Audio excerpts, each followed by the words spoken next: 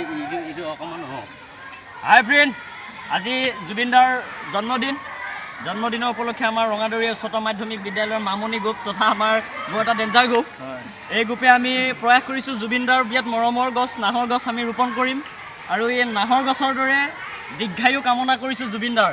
মানে সকলোৱে বেয়া কৰিব লাগে আৰু আমি সকলোৱে সমানে ক'ম হেপী বাৰ্থডে জুবিনদা। আমি এতিয়া নাহৰ ৰুম নাহৰ আমি সকলোৱে সমানে ৰৈছোঁ।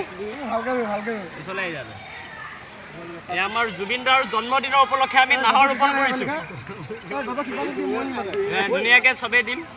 গছৰ হেৰি ভালদৰে কিবা এটা জানো পানী অলপ দিবি জানো আমি আমি নাহৰ ৰুইছোঁ। চ' আমাৰ জুবিনদাৰ মৰমৰ গছ নাহৰ আৰু এই নাহৰৰ দৰে জুবিনদাৰ দীৰ্ঘায়ু কামনা কৰিছোঁ আৰু ভাল ভাল বস্তু আমালৈ জুবিনদাই দি থাকিব আৰু আমিও দিম জুবিনদালৈ।